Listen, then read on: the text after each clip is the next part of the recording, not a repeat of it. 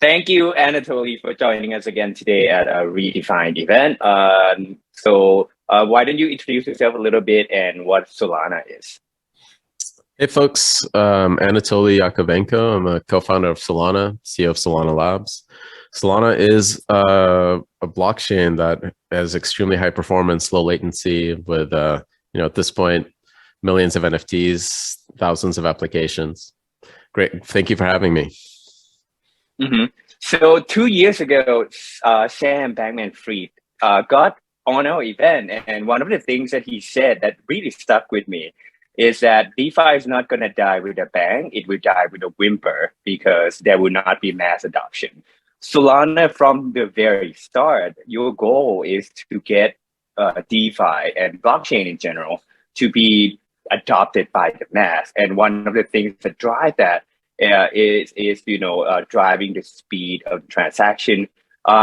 So how why don't you tell us a little bit more about that? How is Solana uniquely positioned yourself to be a key player on DeFi mass adoption? So I think DeFi depends on many things. Security is one, decentralization, and performance. And Solana has, like close to 3,500 full nodes at this point, which is about half of where Ethereum is today. And while at the same time is able to process, 60 million transactions at a peak on a peak day from applications. And that number is larger than all the other networks combined. So that allows things like Pyth or Serum to work on a network like Solana, because those applications generate, like Pyth, for example, is an oracle that generates a price update whenever, like at a 1 second resolution or faster. Serum is a central limit order book. It was launched but incubated out of the team from FTX. It runs and operates like a normal exchange. Like you have market makers, you have bids and asks and cancels, and that generates 20 to 30 million transactions per day. And the only way that those applications can work is if the price of those transactions is extremely cheap. And the cost has to come from capacity. So security, decentralization, performance, all of those really have a lot of impact on DeFi. Mm-hmm. So high throughput for the transaction at low cost for doing a transaction, and also decentralization at the same time. That's fantastic. So obviously, like every single blockchain out there is trying to gain ground on mass adoption as well. Ethereum is going into Ethereum 2.0. Why don't you compare for us a little bit? Like what features of Ethereum 2.0 that are missing in Solana and you wish you had, and which feature do you think Solana has that Ethereum 2.0 cannot implement because of fundamental differences in design? Right. So Ethereum 2.0, what it adds to Ethereum is it removes proof of work and replaces it with proof of stake. But other than that, post-merge, Ethereum is exactly the same. And what's fundamentally different about Solana is that it can process transactions in parallel. And that means that applications like Serum, like Pyth, and all these NFTs can exist at the same time in the same network. When you see fees spike in Ethereum, for example, when during the Bored Ape token airdrop, you saw fees go up to thousands of dollars per transaction. That's because you have a single state machine that's not parallelizable that everyone's bidding to access. And when that happens from an NFT drop, you still have services like Chainlink for oracles and and liquidations that need to run on Aave and Compound. All those things still need to happen. And because EVM is not parallelizable, all of those applications start fighting each other and trying to outbid each other and get access to that block space. And that bidding war causes prices to skyrocket. Well, Solana is parallelizable and it's able to isolate those use cases. So when fees spike for an NFT drop, they don't impact the liquidations or anything else. And that isolation allows the network to host many use cases at the same time. And that's not possible with Ethereum or EVM. Mm-hmm. So that is one thing that I find really unique about Solana, right? The ability to process the transactions in parallel. There's a new blockchain on the block called Sui. If I don't know if you have looked into it. So I think Sui is except for Solana, Sui is the only one that is coming out saying that they can process the transaction in parallel. Is there a difference between the two? Have you looked into them? Yeah, Sui is based on a Move virtual machine. So it's a new language developed by the DM Libre folks. Solana is flexible enough to support Move. In fact, when Move first launched, like back in the day when it was just part of Libra, when they first developed Move, we integrated Move into our testnet, and we could show that Solana's parallelization was able to achieve higher throughput than their implementation, which was kind of interesting. So if Move gets traction, that's something that the Solana network can also enable. But like languages, cool. What's great about new languages and new tools is that developers are curious by nature. They like to see new technologies and like to play with them. And the power of how Solana's design is whenever we see new tools that get product market fit that developers start adopting, we can actually enable them and add them. And this is a very big difference from EVM or Ethereum, where it's basically running on Ethereum or EVM only. So obviously being in this like cutting edge environment is not without problems in the past, right? So Solana has faced a lot of change haunting issues that has often revealed itself during the periods of high activity and higher volatility. So how did your team recover and overcome some of these issues? Like what are there any long-term effects to the TPS of Solana from these issues that we have addressed? So when the 1.10 release has been out for, I think, 30 days now, over a month, and you've seen performance and stability just improve dramatically on board. So the real hard problem in shipping these networks is that when you see problems on mainnet and you're doing development and you can fix them, you still have to go through audit, you still have to go through testnet testing. And it's really frustrating for engineers to watch that. They know that they can fix this, but we really need to make sure that security is the number one concern, right? So that process just makes development process much longer, and that makes it really challenging to develop these systems. So when you see these performance issues, it makes it really hard on the engineering team. But you saw with the 1.10 release, a lot of those issues were addressed, and the three technologies that really correct these for the long term that were built in 1.10. One is Quick, which is using a protocol developed by Google for high performance internet communication, and quality of service between validators using stake weight, and the parallelizable kind of localized fee markets that I've talked about a little earlier.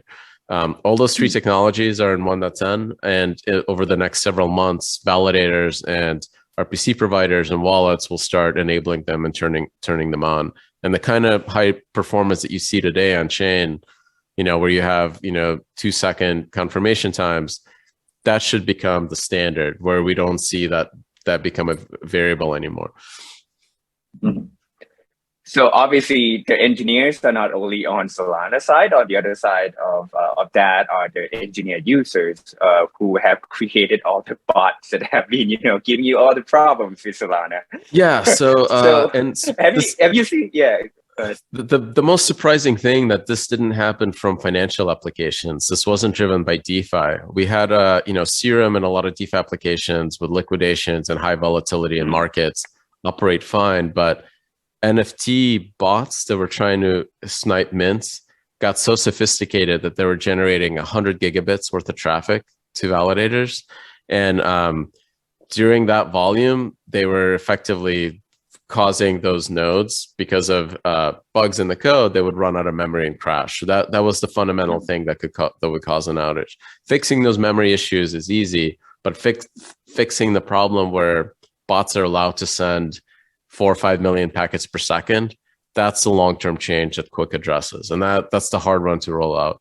And obviously these problems come from adoption, from users demanding those NFTs and having so much product market fit for them that they're willing to pay for that bandwidth, because 100 gigabit is expensive. Like somebody was paying, thousands of dollars per minute to generate that much traffic because they wanted to get those NFTs during the mint.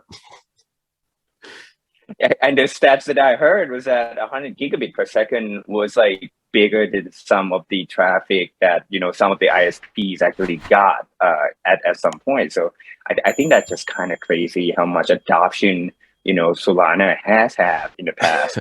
Well, What about in that the that future? was very motivated few users that was generating that. But we do see on when you look at like Hello Moon, there's some days where it's over 200,000 NFTs get minted in a single day. Hmm. What about in the near future? Where do you see the bots are going, except for So, outside of the NFTs? so with Quick and fee markets, once those get turned on, that will basically prevent bots from generating that kind of traffic because it will be cheaper to just outbid a bot and bid slightly higher. So we should see the fee markets and kind of those things take over. I think you're still seeing like the kind of development that we'd like to see in integrations in the network is things like Jito, where you have basically Rails to communicate to block producers that are optimized for finance and DeFi, and they're able to do what Flashbot's team has done for Ethereum, where you can order transactions in a very specific way, and create those bundles and reliably propagate them to leaders. So things like that, I think, are coming online too over the next several months, and that should make that environment for DeFi and high frequency trading on the network much better. Mm-hmm. And from my understanding, the fee market is actually separated by the type of usage, right? So the fee market for NFT could be spiking, but the fee market for the DeFi could still be low as well. So this is the big innovation for Solana, and this is not something that we predicted when we started building the network, but something that we learned from observing how people are using it, is that fees are coming from a classic database problem called hotspots, where you have a lot of writes occurring to the same state. And you can imagine it as there's a single light switch and 10 people, they all want to flip the same light switch. It doesn't matter how many light switches you can flip at the same time or how fast you can flip it per second. What matters is that there's too many people all want the same light switch.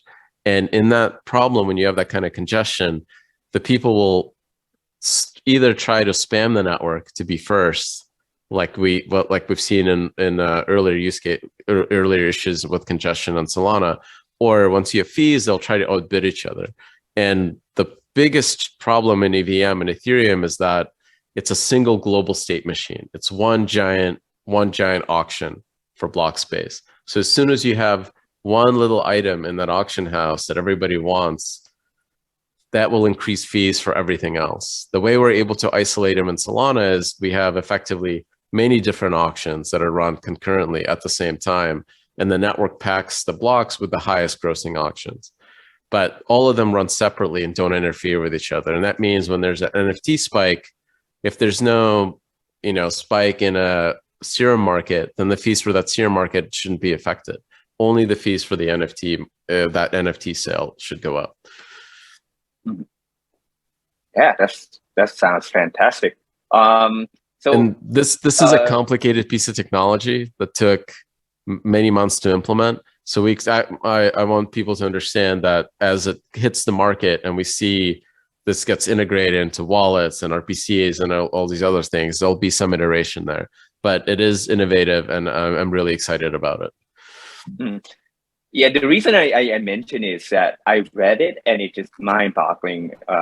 Having seen the evolution of the DeFi, especially on Ethereum, that anytime there's a huge activity going on in other areas that I don't really care about, I have to pay more gas because I have to put in more collateral before I get liquidated.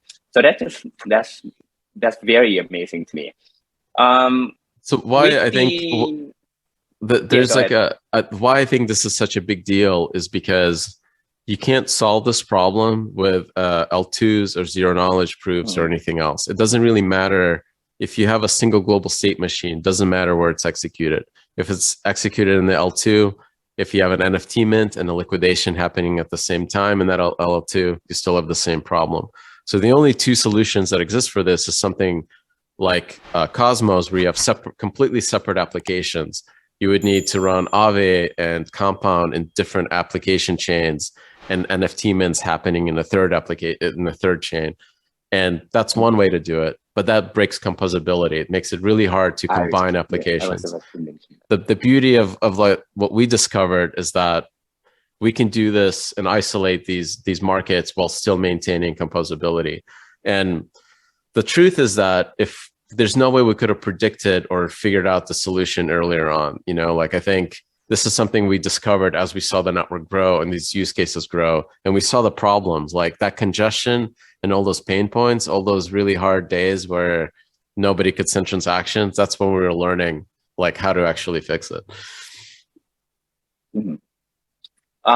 So with all the problems that happened in the past, like did that attract any regulation scrutiny from any organization? Because I would imagine, at like in the future, Solana would probably get adopted by institutions to do, global transactions at some point, and having a chain that halts,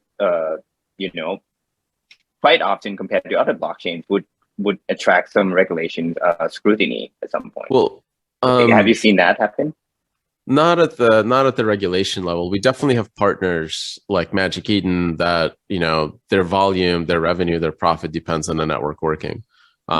Circle payments, all those things depend on the network working. And as soon as something like that happens, we feel the pressure from all those partners to fix this as soon as possible. That's definitely there. And that's a real challenge. But luckily we have amazing partners that see the benefit that the network provides when it is running smoothly. And they see that they're able to build and scale their businesses because of the benefit that it provides. And they've been working with us and like helping us solve these issues.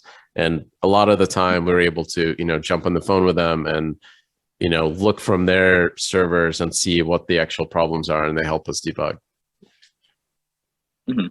And obviously being at this like cutting edge level means that you are still in the beta version. I think Solana is the only blockchain on mainnet that is still in beta version. Can you give us a roadmap into the future and maybe timeline from going from like beta release to a stable release?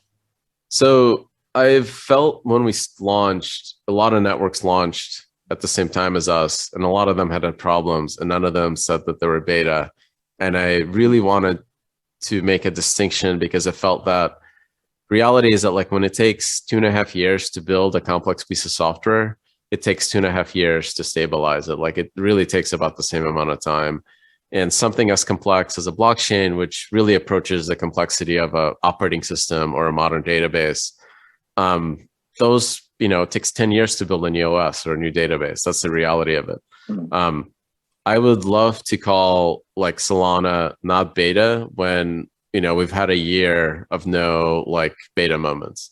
Like this is almost something, a thing that we can look back and the community will decide, okay, a network has been running smoothly for a year. It's time that I think we've solved all the major challenges when it comes to launching this thing, and it's time to really call it mainnet. But I would say that decision is more community driven. Like Linux, Solana doesn't have like a major roadmap. Like Linux is the biggest operating system in the world, the most used one. There's no roadmap for Linux, 7.0. It's a iterative process because it's constantly fed in by partners, by developers. We have folks like Jiro now contributing to the core code because they have a need for it to do something different for their, Mav client. Folks like Mango Market started contributing to the core code because they see the performance bottlenecks at their liquidators that they'd like to fix. And that iterative process is going to continue forever. Yeah. So let's just talk about Solana ecosystem a little bit. So in 2022, and 2021 as well, like NFTs and gamings and DeFi verticals are all making up approximately like 50% of the whole Solana ecosystem. Which verticals do you expect Solana to get adopted from here on, outside of like the NFTs and the DeFi? So I'm obviously excited about Solana Mobile and the Saga phone. And this is a really early bet and a really hard one.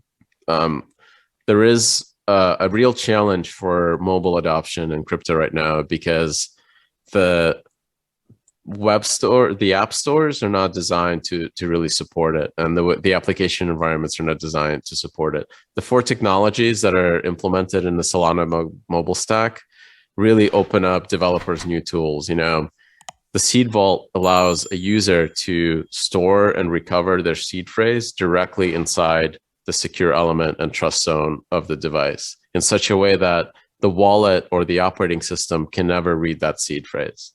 And that hardware existed, 7 years ago or 8 years ago when I was at Qualcomm. The hardware to do this and was already there.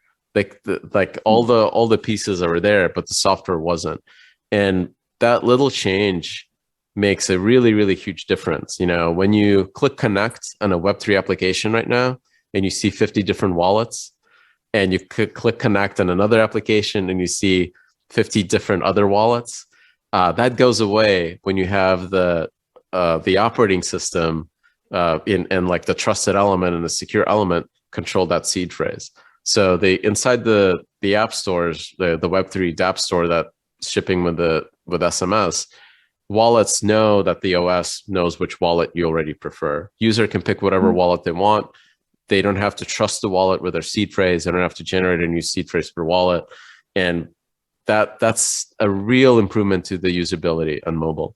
Not just the fact that Web3 apps can now buy and sell NFTs without fees from the App Store. There's no way Magic Eden can add a 20% fee for a listed item, right? Like a digital item that's listed in Magic Eden is not owned by Magic Eden, right? This is user-generated content, and those marketplaces and with true digital ownership just don't work with the current App Store. So I think this is a big bet, and it's a really hard one. While I was at Qualcomm, I worked on every device that failed: Windows Metro phone, the WebOS phones, which were awesome, the QNX devices,